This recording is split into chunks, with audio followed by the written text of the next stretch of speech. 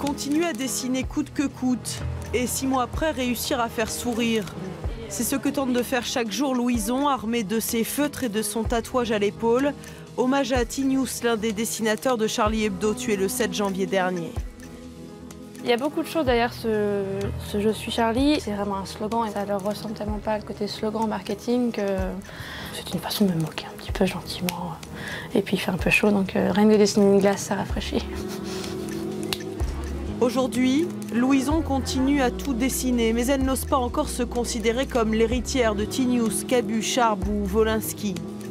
Dans les victimes de l'attentat, il y a quand même beaucoup de grands dessinateurs, donc il y a aussi maintenant une pression supplémentaire aussi de devoir reprendre un flambeau qui est quand même assez lourd et assez impressionnant quand on ne s'attendait pas en plus et que tout d'un coup on se dit « Ah d'accord, c'est ok, j'y vais ».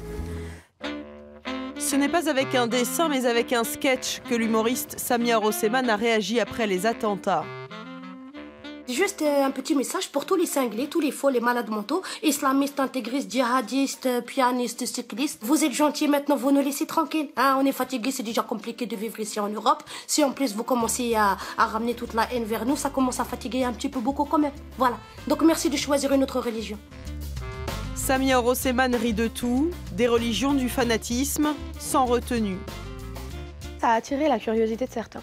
Quand il y a eu certains articles, on disait voilà, femme musulmane, voilée, humoriste, ils se sont dit mais attends, c'est compatible tout ça, est-ce que...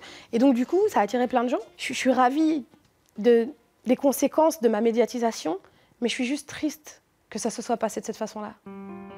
Au théâtre du Rond-Point, pas question de se taire. Ici, pas d'autocensure, mais un malaise. La crainte que j'ai, moi, c'est la récupération. J'entends partout des gens, on va faire ça pour Charlie, on va faire ça contre Charlie. Enfin, il y a une espèce de chose que je trouve un peu obscène.